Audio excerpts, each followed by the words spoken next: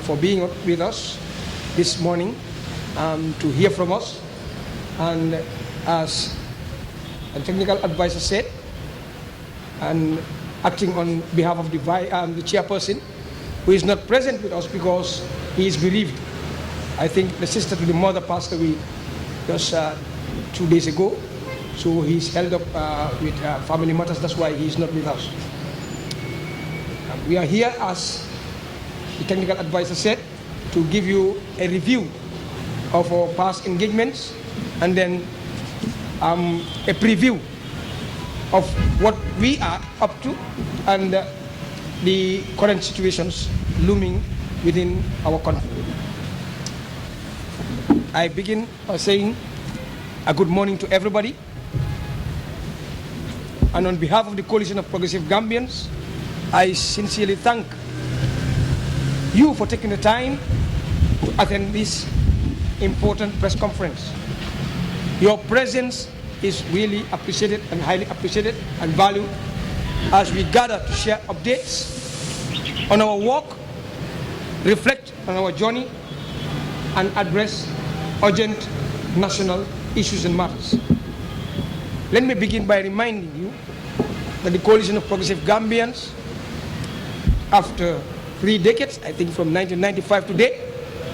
stands as the first pressure group formed under a strong and purposeful preamble. This preamble emphasizes our commitment to preserving and strengthening the Gambia's hard-won democracy. It is anchored on key principles, that is, fighting human rights violations, corruption and police brutality, promoting national unity beyond tribe, gender, or political affiliation, and advancing the cause of good governance. These ideals form the backbone of our objectives. We strongly believe that these values are the foundation for any credible and functional democracy. However, such values can only be realized through the collective unity and participation of all Gambians, regardless of tribe, religion, or political ideology. It demands an inclusive national sense of responsibility. We must embrace a spirit of brotherhood, for it is only through collective action that we can achieve the peace, progress, and prosperity that we all desire. That is why we say all hands must be on deck to realize these national goals. Today, COPG, or the Coalition of Progressive Gambians, reaffirms its commitment to remain steadfast in holding public officials and institutions accountable. As always stated in our slogan, "Stop the corruption," we continue to inform the public through press statements of individuals or institutions found wanting.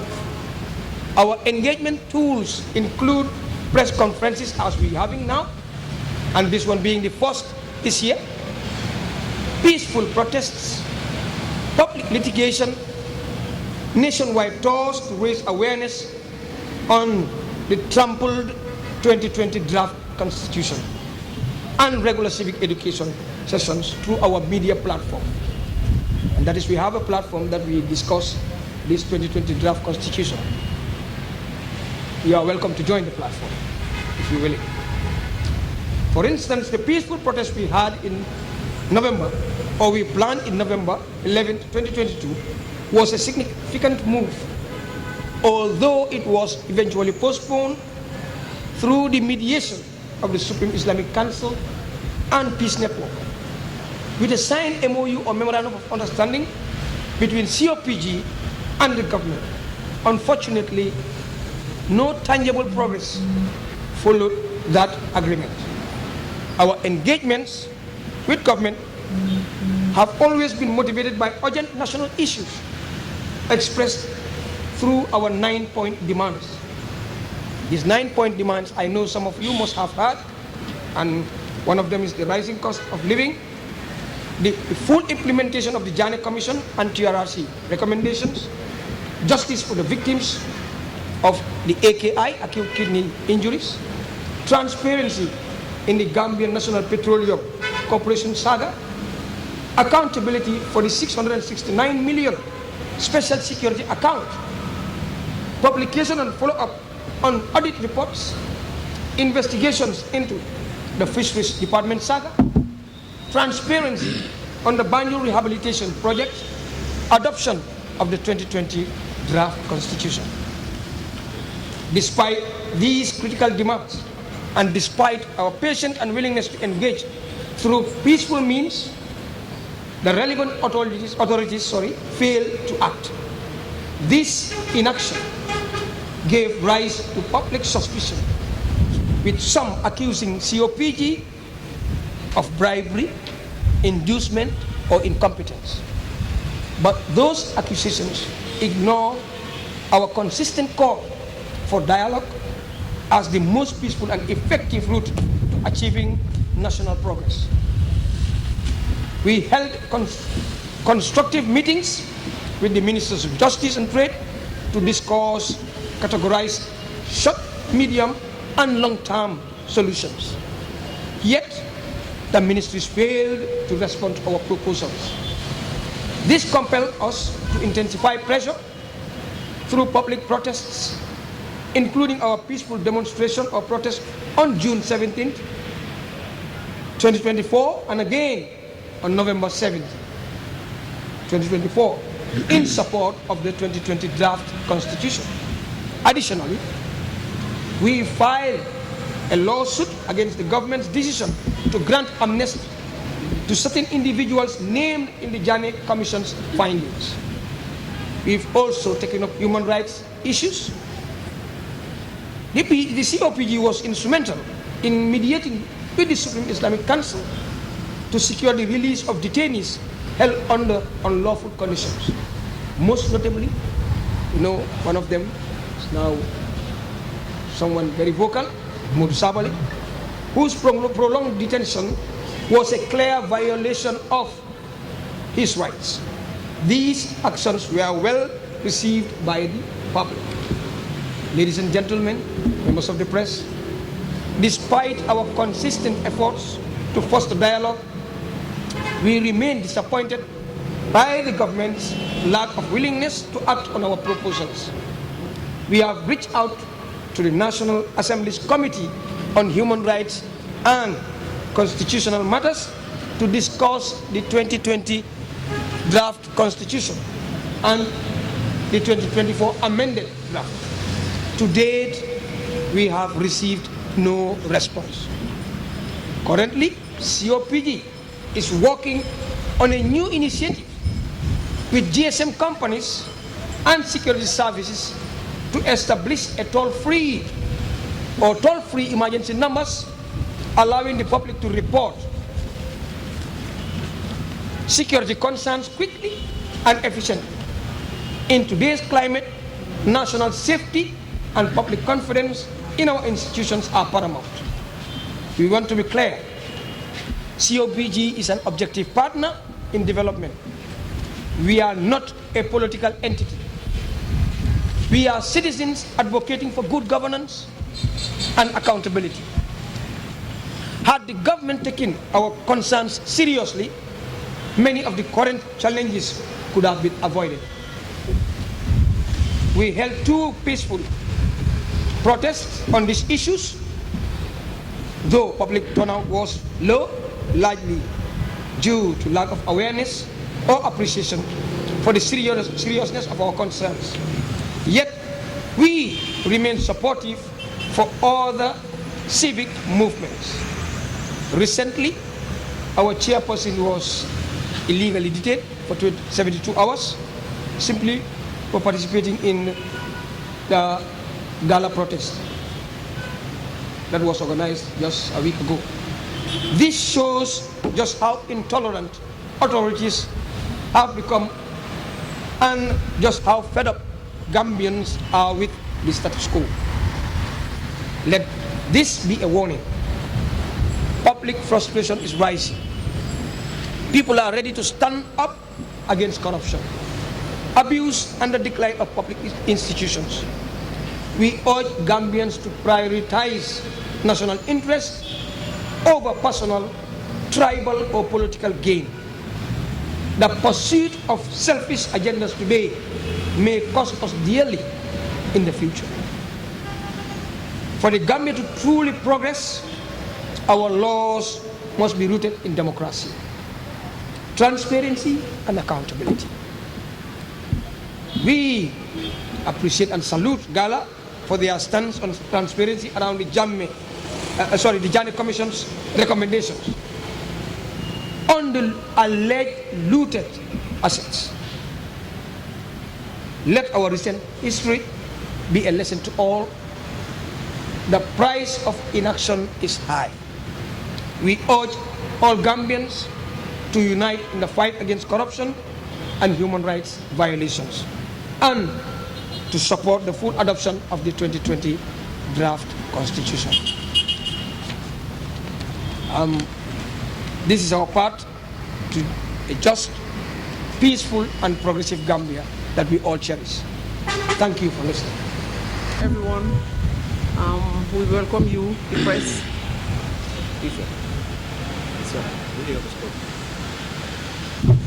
This way? Matiko. Assalamu alaikum. Welcome as the Vice Chairperson of COPG, I would just like to give you our vote of thanks. I haven't got much to say since the Secretary General have already said it, but as our advisor has said, Dundao, or technical advisor, we are urging all Gambians to come out whenever we give out the call. It's very sad that when we call, people abstain and refuse to come out to support us. Yet still they are sitting in their safe corners lamenting the condition of this country. I don't know what's wrong with Gambians. Come out, let's fight what is happening in our country. The corruption, the rampant corruption, but they refuse to heed to our advices or to come and support us. So my only advice to all Gambians is to come together to fight corruption and to take matters in our hand to liberate our country from this corrupt government. Thank you very much.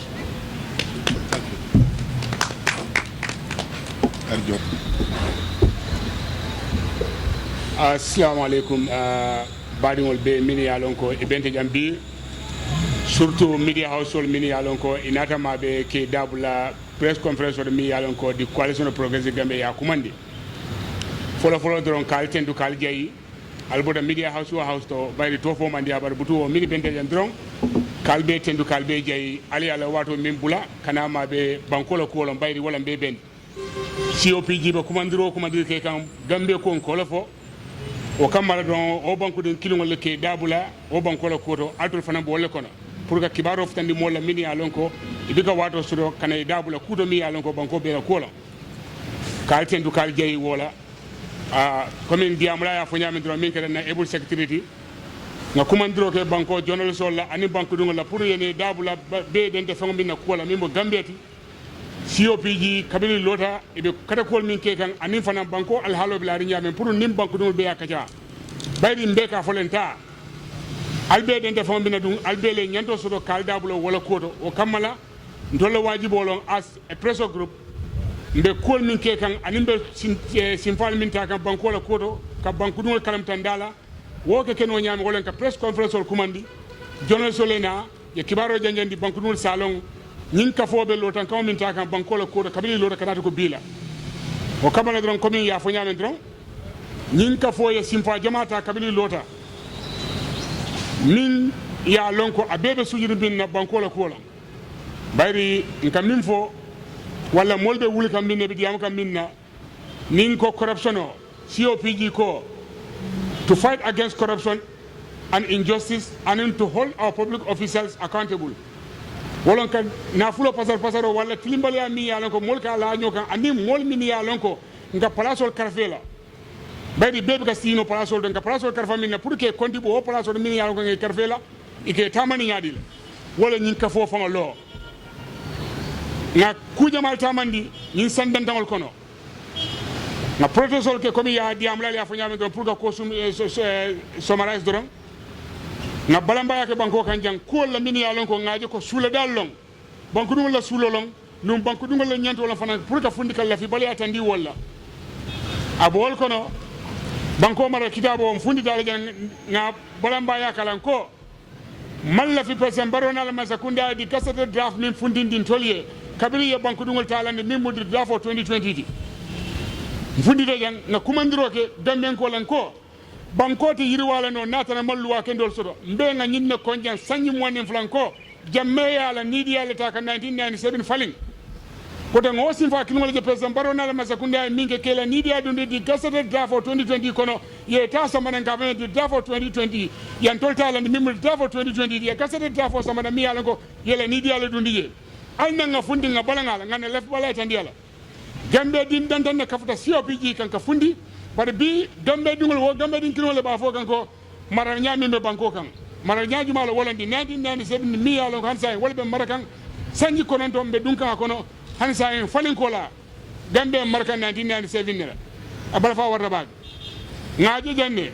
ngo the high cost of living bol wala ko ya banko kan jang anin fenjema mi yalo ko masakunda e tamani minni silomanda alna nga kafunyo kan fundi ni yajibe nyinka foye 9 point dimanche landi masakunda la karola ni e kaja soto bari iba fenti je mi atimani waya sabu di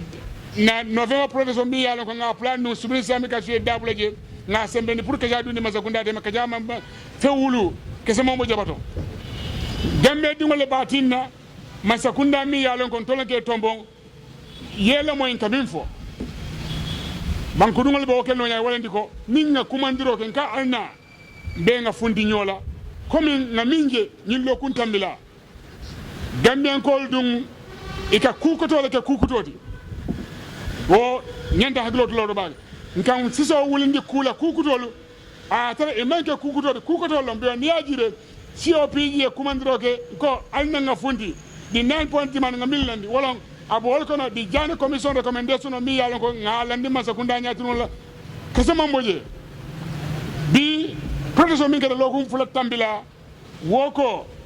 president jamme mi yalo ko ay marja sanyu man fula ala fon wafuta nyaadile bar ni yawajibe abe jani commission re soutero kono walla jani commission e soutero minke natara masakunda tamata walla tennente fudala nin to nun wo min kada nun jan lokum tambila bari mimbi je wolandi ko gamben kol be min tandila la wolandi ko ngeke kukutodi bari di recommendation di jani commission de TRRC ye konti mi yalon ko masakunda masin falta di audit reports ngamini je audit so ke kibarol min bondi nyin ka foye landiro ko walla ko masakunda nyande simfalta walla imasin falta ngamol ko mandin ko alna nga fundi nga balamba yake mo dandan nga fundi ke dabula wo kota ali amina gambe ba falina no nyaade nim banko dum bitamu ta nyofe nim banko be halo minto anin gambe do tunkumo minto anin na falin kam min kam en 2016 anin men fanyi nen kan kulun na kol min na min yalon ko bi be min je kan abike kan nin gambe kol man tesini nga konnanti ya bonin da mal tema nin dole kumandiro ko dole ka si wallen ka kukutol nga kol kuma yandi nyoti banko len teso kan ñim banko la sini samo betala maslam bale dato mbadi ngamen kol gambe be tunkumo min to bi ni koy ko hansay sanji sey falen kola gambe marka 1997 la bala fa warta malo warta gambe dingol yen ñinin kata banko kan jani banko e bantala 10 million tan ani woro dunda banko ro mara kitabo kunna masa kunda la fasar balya ani la balar kan iyele député suku mini bela ritol kan ya fay banta bari nata minaje ifansu ni dia mara kitabu wal samane ka fa di kasar da for 2024 mi ya lon ko abal fa warta amalo warta silenda lon natara ka fol ka sodo nyimma ko kanya mini ko to mi civil society groupe le e ka billboard lo sa tel ko ne ka fako e be banko naso assembly kuma la pour yo son wo kasar da for 2024 president barona ma sekunda ni dia mara kitabu mi samana pour député le ya bula tambi with amendments mi ya lon ko abal fa warta ba mbe nga lon ne député sifa bu sifa juma gamben ko le mi sodo Tama fe natara wala banko interest wala bika kambe wala e kungol e be kambe ka wala la ko natara wala be tol fasa ke kambe wala bilol mini yalon ko manke banko dum wala interest wala imam banko dum sula ngaaje ko wala tambindi ni silan ka fol ka so ka fa ko al president barola ni dia mara kitabo di kasar da for 2024 bula ay tammi amendments o je total betrayal ka gamben kol nenelen dum gamben kol filindi kan nini asabu kabirin COPG ya je president barola ni dia mara kitabo funita ngo alnanga balanga la mbakale nyaadi wala protest bar mojelle fundita kane dabulo protest oto bar bi gambe alalo be nyaadi le mbadi ngamen kol oto be yamaro min di lam fonga ngadi banku dungo la wala ndi ko gambe mun tolle taade alamanta mojille nan pour que banko falinye wala tolle kam wala place o de bike fankeno je ndun keke dalilo kamma nyeke min kamma ni man lonye wola alinga mutanyo fen kana tu nyobulu molle niyol bonta jang molle yelol bonta molle niyol tuda musolle furiyal muta dingol bayo yata molle molbe yeman hansa be diam kan tenya molle molbe yeman ni me kala wala for the past 22 years woto nin folin wona ta ke nin min be wo folin kon kunun be ka man betia bi nin ngasin folin min yalla koy ba kan dum ni be wala kon kunun manye nan dele ni ngande wala ndi kon sontale be min ke kan isa min kana wala ndi kon dol banko dum la kafunyo kan irrespective of our differences nde kambe no ko be la bari min bije nana de banko la ko la fombe nga kambe wola nin ko banko eta o kamala COPG ntolbe lorin dame be lori wolto kunun nga toku ya be mo le toku ya fodamma kuma natare no molka la molkan kafol ni lota jang nga be mo le kabli nga no fe protoso bay ko ya dugole dinna bada abe sediarin dumbe lorin ko hani dalaso ntolma mutamo bulu natare masakunda evidence of ko ye fenne dinna wala molka mi foko ye fenne dila wala sabi ye dey lefta o mari evidence ol bondi nan kala ndi tabulo kan nganna kuma kan ni mi yalla ko beloru mun to kunum loto min kam beloru wolto ntol natare bankola ko wala wulini ndamin ka diamute ka kilometer tallul ni tan nandi lulle taba kana ma be nyimbe to jam ndele jam fada molbe mi yalla ko be executive ko jam bankola ko mbake kam bankola kamma Gambian kolbe gambe jele ko ila property ka tanka nyame nim man banko je wonyama nim banko te bola abal fa warta baka sanyi monni fula na kato minke ka dictatorship dan nim min be akon nganaje kuma ko wala nim barol be ke ka nim banko ka jam miyana ko be wala ko ndun kunu mol ka sore ka pare ka nyi nyen ka mu defe badingol wada nim banko bondila fo Gambian ko wakile lo singala balu bi je saye bi je ko ngaka nyame in 2016 pour ka falin sotondi hansa me diam kan tanya men kala ko molbe yemandi me kala lo hanti ala sifa mo wala yemo ma establish no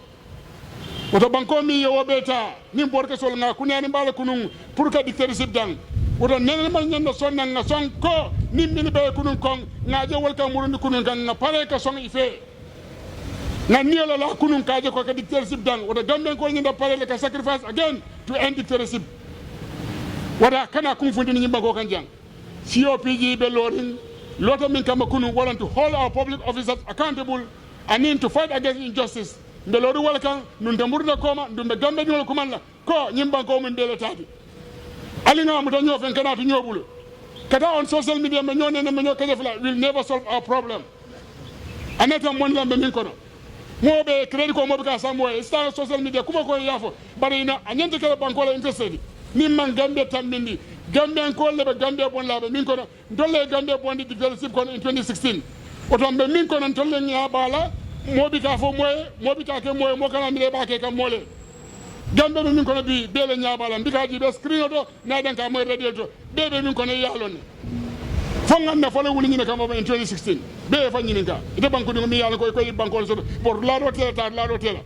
fo ngam fo le wuli ni kam ni mil be kunun kong ngaje bi wolbe baro ke gam miyala ko ni be wala ko kudum bare bi ba ke tan e ka nyendinye e ka pare kan sonni nga songa fe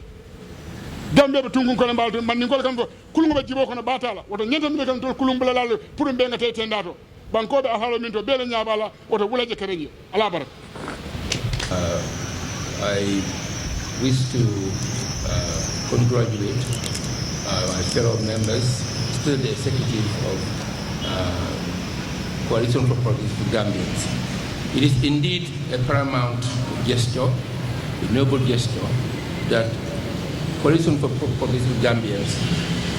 has made a trademark for itself for being neutral, neutral but very forceful in fostering what most Gambians are aware of, are a need that we all my interest in working with such a group, because it's a group, as I said earlier, is neutral. I can't emphasize, and I've said it many times, my disappointment when this group, which is neutral group, is non-partisan, that calls on nations, calls on all civic groups, all political parties to come together on a unifying banner to support this group's move. Typical examples, the last demonstration that we had against the dumping of the 2020 draft constitution being substituted, I'll say unconstitutionally being substituted by a draft 2024 draft constitution. On that demonstration that we had, I was disappointed that a single party leader or a single high-profile delegation came from any of the political parties. It was very clear. COPG made it very clear that it is a neutral body, and even in the demonstration, they made sure that no one from any political party comes with any paraphernalia, whether it's a cap or a banner. It is a neutral situation. I was very disappointed that none of the political parties showed up, their leadership. And they had another one. The other one was not long ago, equally not supported, I think, the way it should have been. So this call I'm making is actually to the leadership of the political parties, that they should recognize that COPG is a pressure group, and not a political group in a sense, but a pressure group. It's not a political party, it's a pressure group that needs the support of all other entities, whether political or civil society groups, that have the same agenda to stop corruption, rampant corruption, to make sure there's accountability, transparency, and probity. It's very sad if I go into a little history to see, to dilate on how this country has transitioned from the colonial era to today. Fundamentally, those who are living today and young can understand. Especially the majority of Gambian youth probably only know the Jammeh era and now the Barrow era. But those who witnessed the Jawara era would know the transition from imperialism, from colonialism to neocolonialism, which is we're still going through that. There has been more change, to be honest. Yes, there's a change. There are buildings everywhere. More Gambians are rich, I would say. But what percentage of Gambians are really having a correct 3-day meal a day? What percentage of Gambians go to the hospital and have their medical needs taken care of? How many Gambians can afford to travel out of this country, as most of our so-called leaders are doing for their families? So the question is, if those technocrats are entrenched on selling their family members of this country, why can't they make sure the hospitals and the clinics in this country work adequately to cater for the welfare of its citizens? As I'm going to repeat one more thing, and I'll hand over the mic to the chairman, and that is, I'm calling on the opposition party leaders to please get in touch, coordinate their efforts, if they wish, in a neutral environment with COPG. Because, as I said, COPG works on a neutral ground. We are not partisan. We are not with any political party. But the same problem that the political parties are talking about, that's what COPG is talking about. And in unity, we can afford to overcome the obstacles of progress, peace, and prosperity. Thank you very much. mooy li nga xam ne moom la suñu secrétaire général Célestin Koudia bi doon wax ci anglais suñ mbokk mi Lamine Bojang wax ko it ci Mandinka ànd ak loolu it li nga xam ne suñ vice chair Lady Fanta Mballo it yokk na ci muy li nga xam ne moo di gannaaw bu ñu leen gërëmee yéen ñi nga xam ne yéen ay média maanaam yéen ay taskati xibaar yi ci réew mi seen taxawaay fii ci lii nga xam ne moom moo di press conference bi nga xam ne coalition of progressive Gambians ñoo ko oote tey si waxtaan ak yéen waxtaan ak Gambians yi ci jaarale ko ci yéen yëgal leen li nga xam ne loolu lañ fi nekkee doon ko liggéey ci at bi passé ak li nga xam ne moom lañ def ci li nga xam ne moom moo mujjee xew fii ci biir réew mi ak fi nga xam ne foofu lañ toll ci yi nga xam ne mu ngee dox ci biir réew mi ñuy leen a fàttali ne coalition of progressive Gambians gannaaw fanweeri at si gannaaw mu nekk mbootaay boo xam ne dafa sosu ñi ko ooyee pressure group nga xam ne ñoom seen liggéey rek mooy di seet fi nga xamante ne nguur mu ngi faa jàddee yoon ñuy leen a gàgganti maanaam ñuy manage nguur di ko manager si biti te amuñ fay muy ñi nga xam ne bu leen nguur dégloo rek li nga xam ne daf leen a jëriñ dinañ ko si jël ndax ñi ci nekkat di ko liggéey nekkut ñoo xam ne dañ bugg a political office nekkut ñoo xam ne dañ bugg a taxaw élection wala ñu bugg a dem jël barabi liggéeykaay ci biir nguur kon loolu mu mel ni voluntary la waaye mu mel ni tamit free advice la mu mel ni njëriñ loo xam ne la rek moom la coalition of progressive Gambian di oote te mu nekk benn si biir réew mi nga xam ne civil society yi bari nañ fi waaye ñoom fi ñu taxawee muy pressure group am na tuuti mandarga boo xam ne sutee na ko li ñoo ooyee civil society si biir réew mi waaye ba léegi it mu doon loo xam ne ñoom seen taxawaay ci mbiri réew mi li nga xam ne ba tey muy xeex li nga xam ne mooy corruption njuuj njaaj ba léegi ak tànk yi nga xam ne jël lañ ko si soo déggee muy wax ne comme li nga xam ne moom la Gambia liggéey bu am li nga xam ne mooy démocratie muy nguur goo xam ne dañoo tànn njiit googu tànn ay ñu koo liggéeyal tamit tànn ñu leen a liggéeyal pour askan bi jëriñu kon askan boobu noonu suñ gisut seen boppa ci liggéey booba ñu tànnee ka ca kaw rek lii nga xam ne mooy mbootaay mi di coalition of progressive Gambians ñoom foofu la ñoo taxawee muy ñu gën koo xamee ci li nga xam ne moo di bottom up approach maanaam mbir mi nga xam ne dañ gëm ne nguur dafa war a di liggéeyee li nga xam ne loolu la ñu ci suuf bugga gannaaw bu nga xamante ne nag def nañ ay jéego ci loolu nga xam ne muy liggéey ak police bi liggéey ak ñi nga xam ne ñooy human rights violation ci li nga xam ne ñu ngi koo xeex ñi nga xam ne wax gëm nañ ne li fi jaaroon bu mu fi amaat suñ fàttale ko never again mu nekkoon liggéey boo xam ne tamit bu mucc ayib la ñu tànk ko si dëkk bi fii ak li nga xam ne rek ba léegi àndoo yi réew mi yëpp ci génnee xeet ak ngëm-ngëm maanaam tribe ak religion ak race yëpp si suñ biir ñu gisee suñ boppa ñun rek comme doomi Gambian mu nekk li nga xam ne moom mooy mun a yóbbu suñu réew mi kanam mu ne ba léegi li nga xam ne suñ secrétaire général wax na ko mu ne lii nga xam ne ba léegi mooy àndoo bi nga xam ne war nañ koo ànda si uute bi nga xam ne sax uute donte uute nañ ko mu ne ñuy bennoo jël responsabilité taxaw li nga xam ne moom mooy àndoo yi mag ak raka àndoo yi brotherhood ak sisterhood mu ne li nga xam ne suñ ko bokkee di liggéeyee mu ànd ak li nga xam ne moom ba léegi mooy indi jàmm ak yokkute réew mi ba ku nekk a gis sa bopp comme ni ñu ko buggee si PG moom tam ba léegi muy wax ne rek ne suñ commitment bi nga xam ne comme always ni ñu ko dee waxee rek stop the corruption ñu continuer di waxtaan ak ñi nga xam ne rek mooy nit ñi nga xam ne képp koo xam ne stakeholder nga maanaam muy citizens si ak bépp institution bu nekk si réew mi rawatina ñi nga xam ne ñooy woon ministres yi nga xam ne ñu ngi leen doon engage di waxtaan ak ñoom ci li nga xam ne daal loolu lañ gëm ne dafa mooy mun a yóbbu kanam réew mi yu ci ëpp sax jotuñ tontu waaye ba léegi tooguñ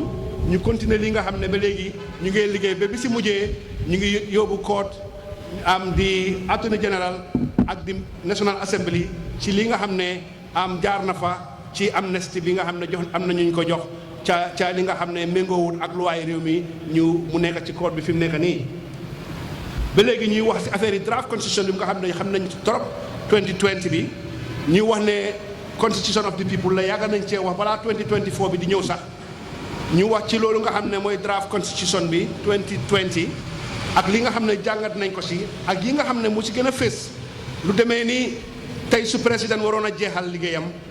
wala yàlla tere mu toog ba mun a tut wala yàlla tere mu génn àddina mu ne ki ko war a succeed yooyu yëpp dañu waroon a demaat IEC oote élection si ñetti weer ñu tànn keneen waaye 2024 bi dafa ñëw indi ne loolu su lu xaroon a xew kenn si biir parti bi dafa war a continuer loolu yëpp mu mel ni ba tey kon power to the people dellootut suñu nit ñi COP yi taxaw yu dëgër ci loolu ne moo tax ñu gën a ngoyaalu ci li nga xam ne mooy draft constitution 2020 bi nga xam ne dégg nañ sax ay political leaders ñu yànji si biir réew mi ku ci demee ni honorable Sala daf dee wax ne mu ne it's a dead document waaye nag it's a working document muy lu óor ndax mu nekk loo xam ne rek xam-xam ba fa nekka génnewut Gambie rek nàcceewut si biir réew yi Gambie rek waaye Gambien si ci biir réew mi ak ci biti réew yëpp ñoo ci bokk liggéey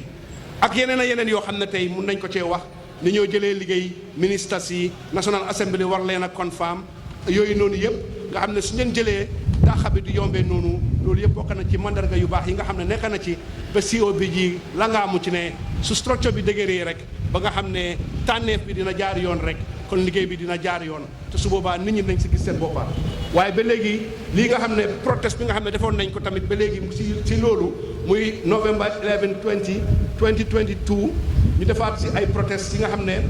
bu mujjee bi muy 2024 ñu def si ay protest di wane ne donte dañ àtte pamit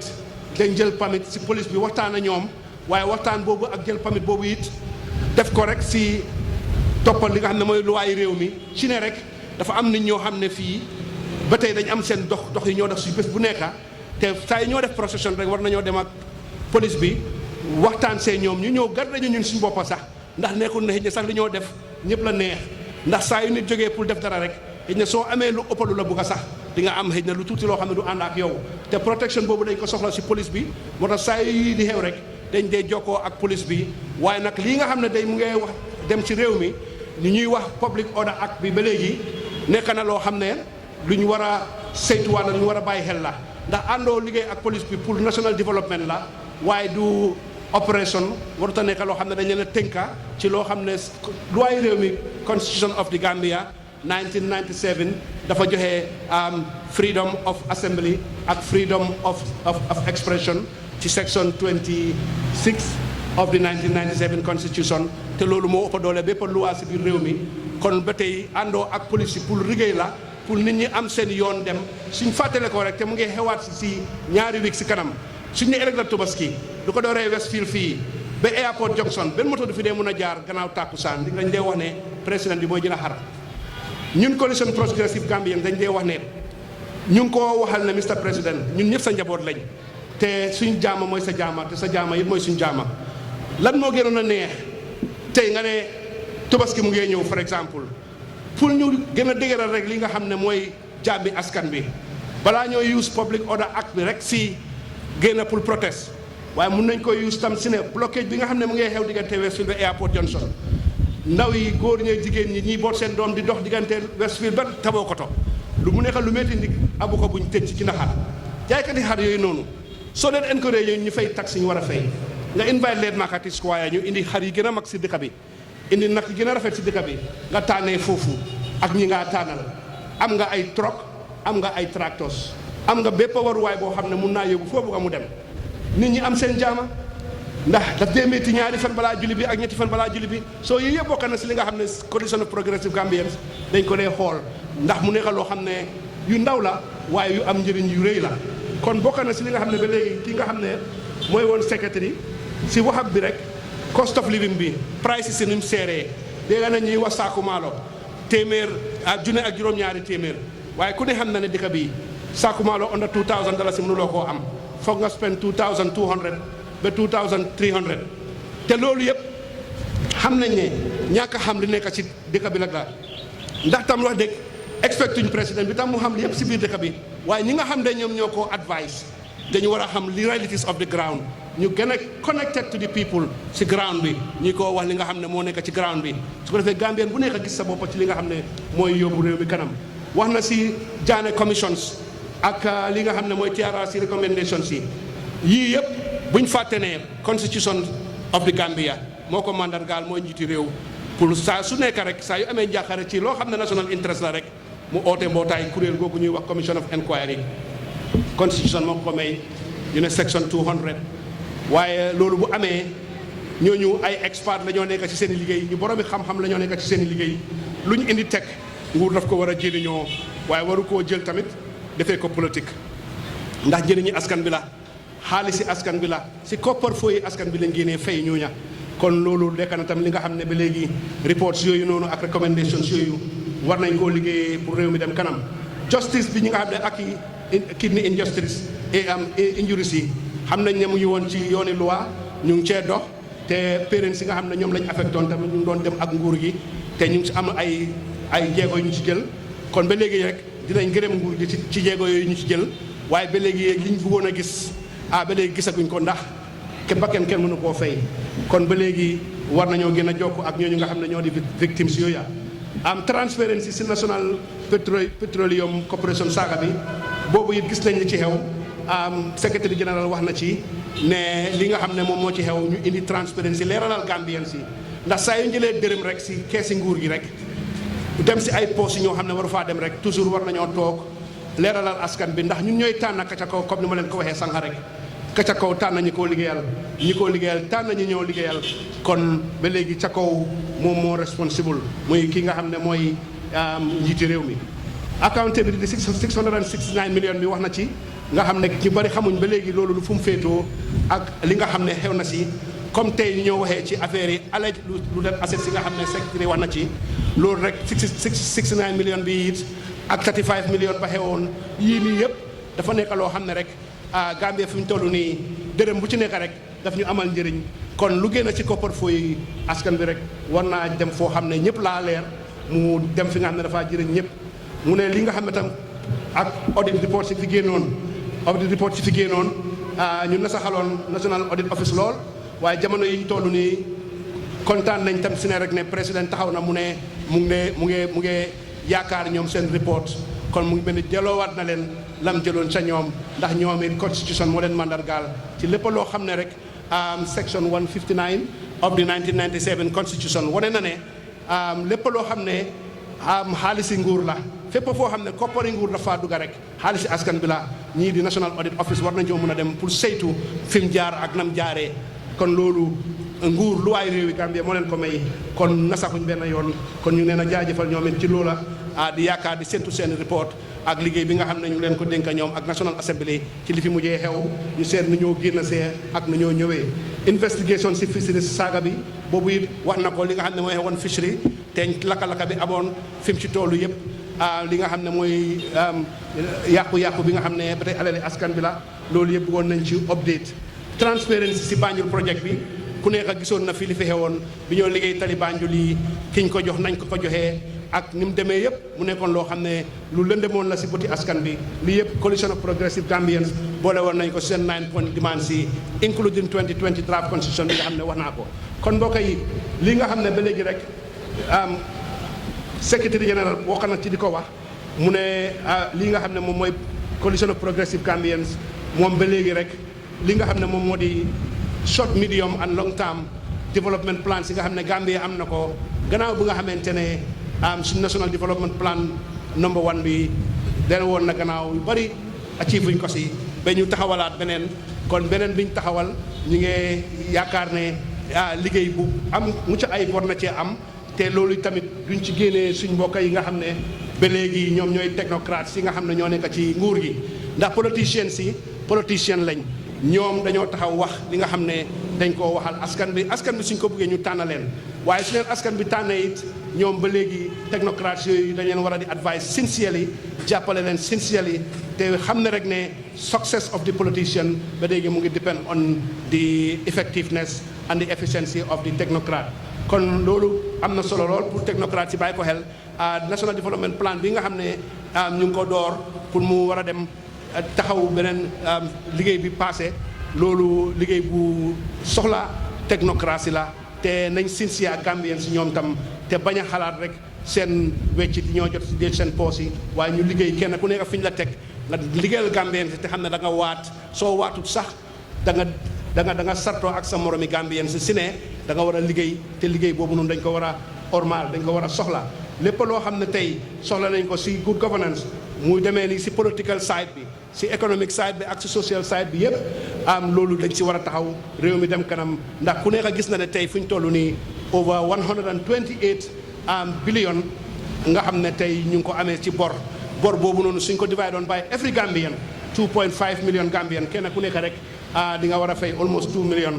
te 2 million léegi foog naa ne suñ génnee si Gambians tey ñu mën a 10% rek ñoo ko mun a fay so ba xale yi nga xam ne nag judooguñ sax in next 20 years dinañ fay kon loolu war nañ see bàyyi xel ñun ñëpp ñu liggéeyandoor bàyyi xel alali askan bi su ko defee alali askan bi dem ci yoon fi mu war a jaar kon loolu la ñoo tëjee rek di leen gërëm mu ne di leen ñaanal yéen tamit di wax ne rek ne li nga xam ne ñëw ngeen ko fi tey ak taxawaay bi ngeen taxaw coalition of progressive Gambians ñu ngi wax ne ñoom pare nañ rek pour continuer di liggéey di taxawal ak ñëpp gannaaw bu ñu àndee ak ñi nga xam ne moo di National Assembly si commencement yi at bi rek engage nañ ak Human Rights Commission and Constitutional Matters ñoom tam pour waxtaan ak ñoom li nga xam ne moo ne woon jaxasoo bi si ñaari constitution yi waaye ba léegi gannaaw many attempts yoo xam ne bindal nañ leen dem nañ fa waaye ba léegi déggaaguñ dara kon ñoom tam ñu ngi leen a joxe bataaxal bi pour ñu xam ne ñoom suñu fàttee ñun fàtte wuñ te ñu ngi leen a déglu ndax loolu tam dafa soxal askan wi kon gaa ñi lu ñoo def rek mooy ñu ñaanal leen yàlla di sàkku si yéen ñaan kon ma jël mic bi rek handover ko kenn koo xam ne rek am nga loo bëgg a laajte ci ñi nga xam ne ñoo toog fii ci table bi jërëjëf. Media House Jumaldo.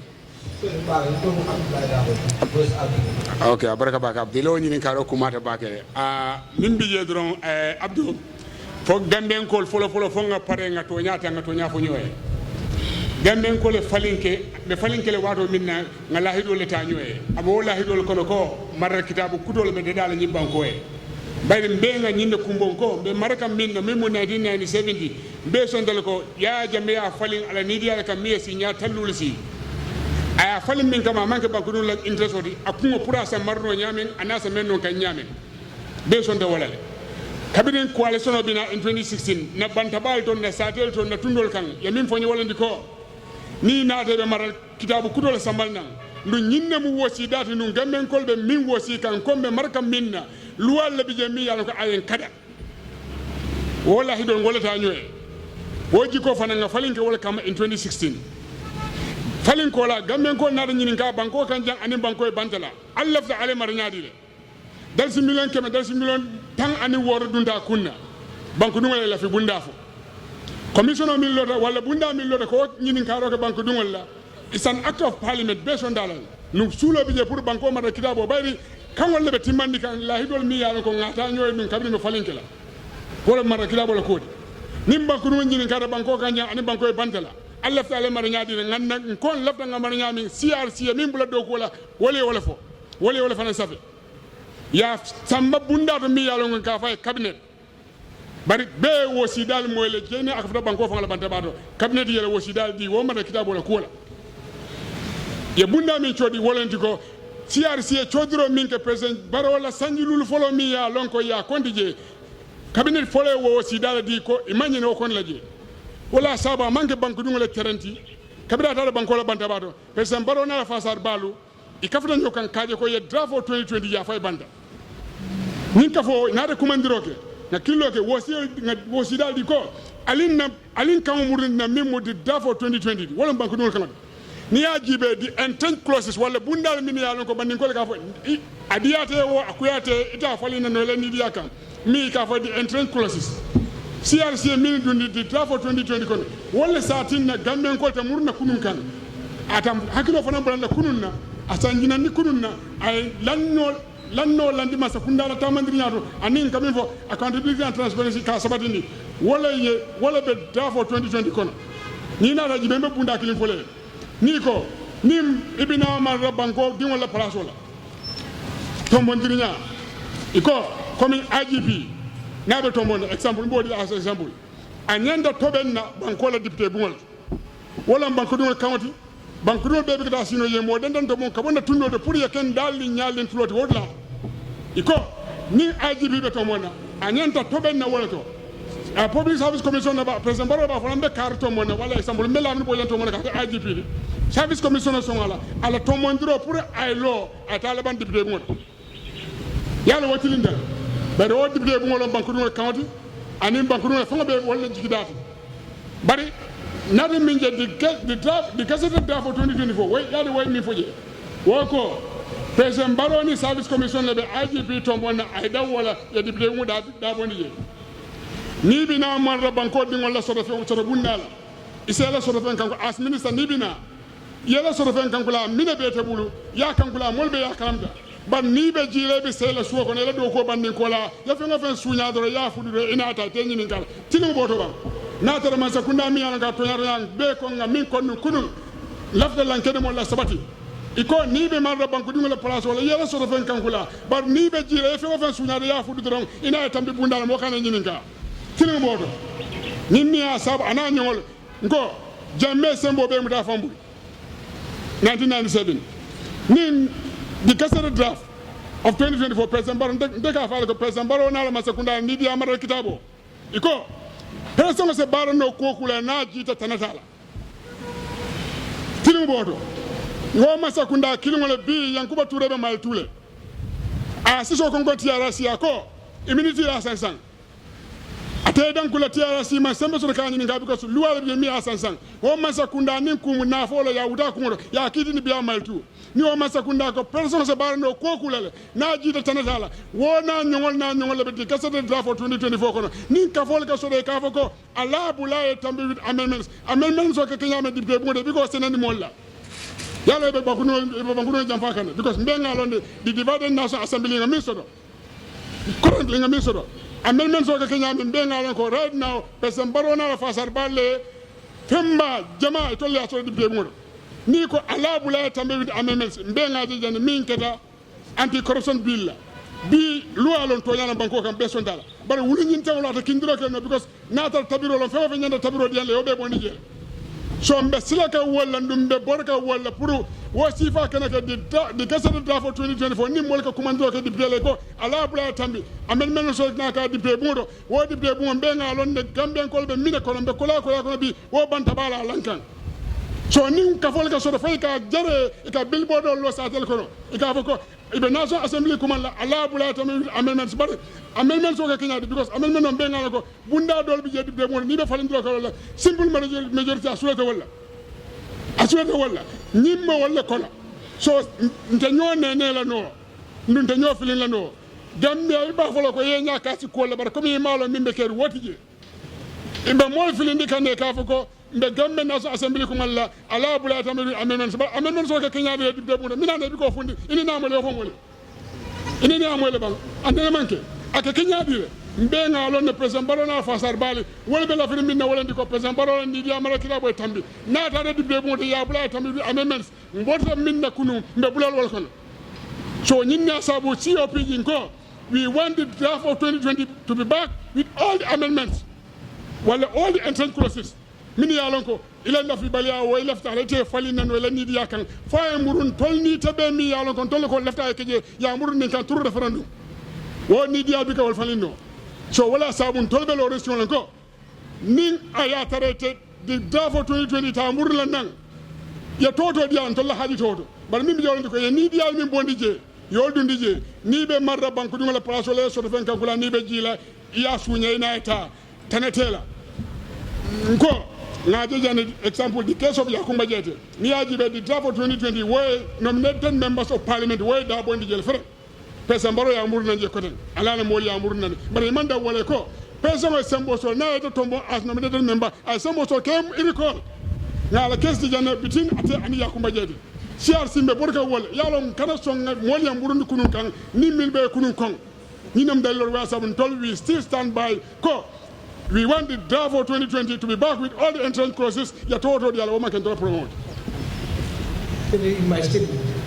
we are very clear. We are here to stay, and we still maintain our stance, as I told you. We will continue with all necessary measures. We go in for legal measures. We protest and we will continue to, because these 9-point demands are still the same demands we are on. We saw what happened just a few weeks ago. It's all entailed within our 9 points. It tells you that really we are still in for action. If not us, others are still in for action. Because when Gala came out, it was for the Janneh Commission's recommendation. We all know the high cost of living. In fact, I can remember last year, a group came out, Group Gumsabop, for the high tariff that now is imposing on us. And it is affecting everybody. So when they came out, any group that comes out, we stand in solidarity with you.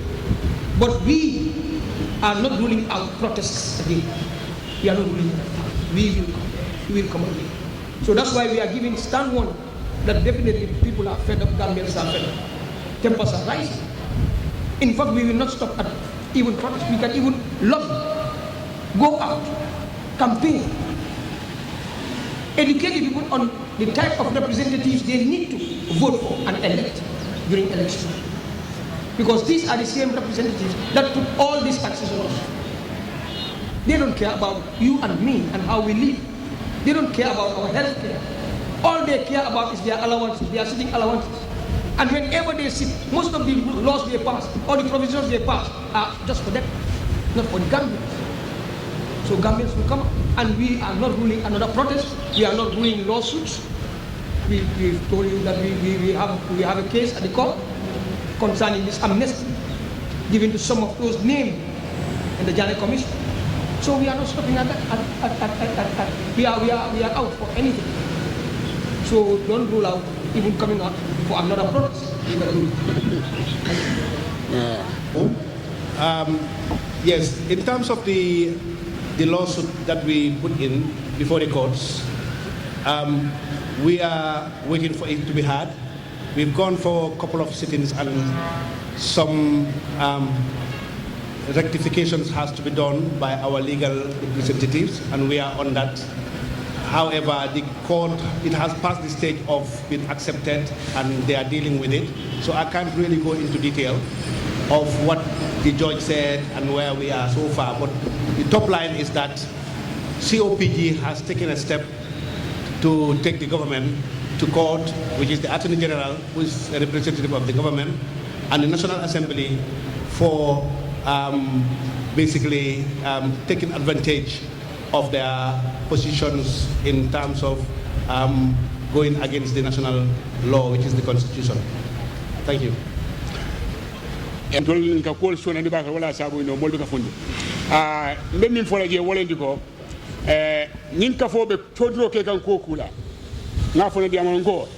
ko le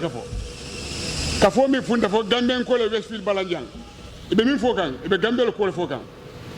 ibe min chodi kan ko president ko to min bodi jala fo mi yalan ko commission e wa fo commission juma Janneh commission COPG abene point konto kono 9 point dimano kono ko lefta masakunda e Janneh commission shooter ko kokula ya tamandi ninni ya sabu kabiri ye tongo bondi Mamad Sabal na nyongol kan na kitiyo ko si masakunda kama ni iko kitiyo mi nyininga kabiri ye tongo bondi because Janneh commission tongo la mol kan mini ya lonko ya shude ko wal man nyana do ko kela kodan wala wato la dila bari nata minje kabiri masakunda la wat be bondi ya buso la dol kan ya buso bondi dol kan abo wol kono Mamad Sabal na nyongol wo Mamad Sabal na nyongol masakunda tongo bondi mini kan nini ya sabu COPG wala nan ko ndol ka fanna fulo belema nga fundi balamba yake siro kan strito kan ani nga kiji bungo nga kiji ko ko mara kitabu ala you either go to court or you protest against kula mi yana ko ani silo manta